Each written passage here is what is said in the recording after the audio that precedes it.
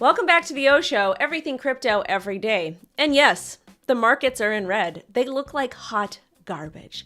But have no fear, we have not broken $39,000 yet. It actually looks like we had a bit of a scam wick to knock some folks out because some people like to use irresponsible amounts of leverage. And I'm here to remind you, leverage is not always your friend. Using 2 to 3 times leverage is okay, use a stop, etc., but there's no need to do any more of that. Yes, you can use leverage to long or short the market, but at the same time, there's a lot of risk associated because if you're using high amounts of leverage, you could potentially get liquidated. And liquidated means you lose all of your money. So don't do that. Sometimes taking no action is an action. Let's go ahead and take a look at Miss B.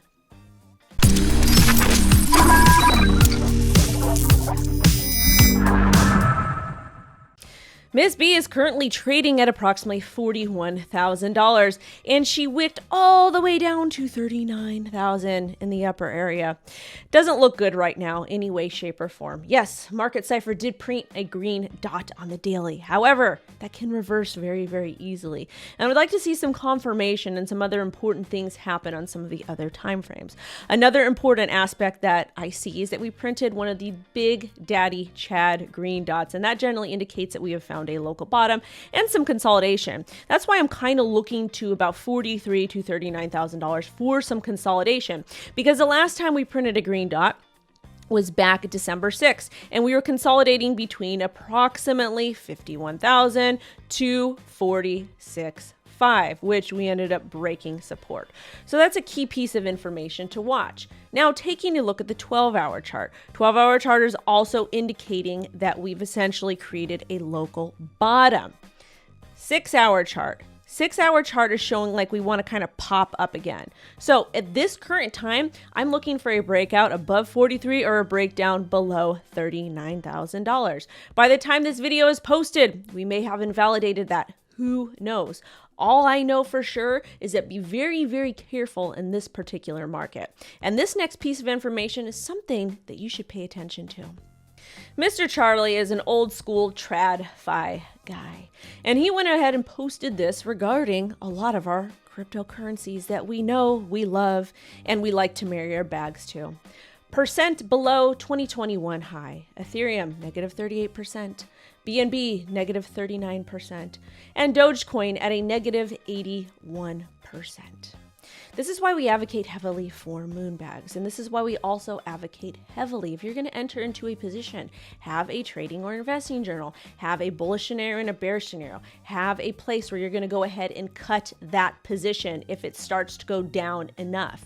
Have a place where you want to go ahead and start taking profits. You can't just hold crypto and expect it to go to the absolute moon. It doesn't necessarily work out that way, especially when we're experiencing some heavy volatility in the markets, and Bitcoin is in the red. So anytime you want to invest in an altcoin, please consider creating an investing trading journal with a bullish and bearish scenario. If you want a dollar cost average, that's totally fine, but make sure you understand the risk. It's very, very important to do so, because some of these numbers in 2021, when they were at all-time high, they were amazing. People were making money, but now some of these are down 38 to 81%, and there's a lot of stuff that has completely gone away. This next story is a positive story. So billionaire value investor Bill Miller has 50% of his personal portfolio in Bitcoin and bought a fair amount when it dipped to $30,000 last year.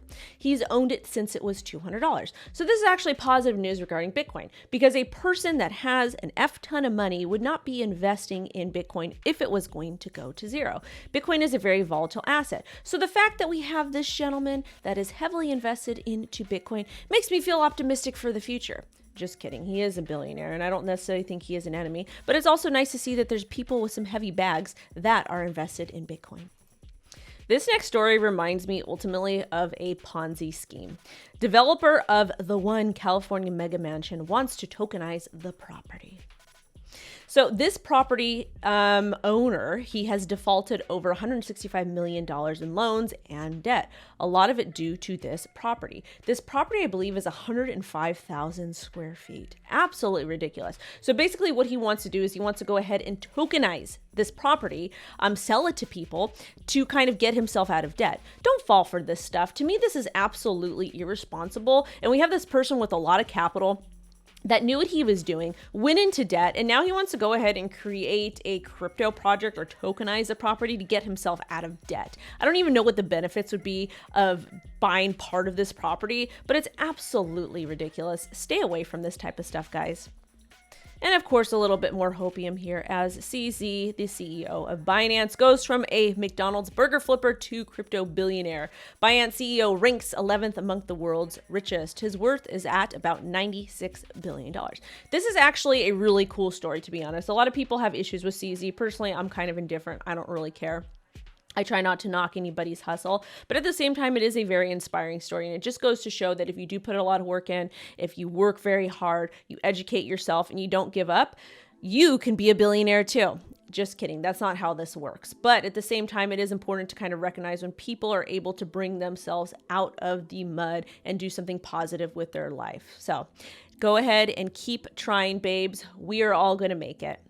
And now for our next story, another metaverse crypto project that I'm going to be personally investing in. As always, you guys, when we're talking about pre-sales, there's a lot of risk associated with this stuff. So if you're interested in participating, please understand how pre-sales work, understand the risk associated. Also, too, the pre-sale is going to be February of 2022. And there's a lot of really cool things about this particular game, especially the partnerships that I'm very, very excited about. The project is FOTA and it is Fight of the Ages. Let's go ahead and take a look at their partners and what FOTA actually does.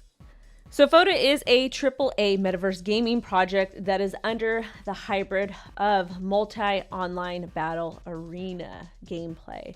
So this basically allows for a lot of folks to go ahead and play real time with other gamers all across the world in the metaverse, which I think is super, super cool. I know that these types of games are very, very popular on your Xboxes and whatnot, but again, I'm excited to see a lot of this crypto stuff really, really come to light. And probably the most important aspect, I gotta go down here so we know it's a metaverse project. It's got some Microsoft mesh going on, but down over here, yes, the worlds are cool, heroes are dope. Some of the in-game art is absolutely amazing, but where is it? Where is it? Look at these partners. Microsoft HoloLens, Microsoft Azure. They've been audited by Hacken and Surtech. The Hobbit, New Tribe Capital. There's a lot of really, really cool partnerships coming out of this team, which I think is amazing. Anytime Microsoft partners with something, I pay attention. I like money and I want you guys to get money too. Yes, there's risks associated with it, but at the same time, this is important to note how extraordinary these partnerships are. So let's talk a little bit about Microsoft Mesh and what it is. So basically with Microsoft Mesh, you can go ahead and connect to the FOTA metaverse at any time with any device that you are using, and you're going to be able to interact with other players in real time all across the world. There's basically going to be no barriers at all. They will also have farming. So it's going to be a sustainable farming mechanism to provide financial solution to the FOTA holder. So if you have your moon bag, you can go ahead and farm it and get some passive income. Also too, they're going to be offering a rent to play and cross NFT.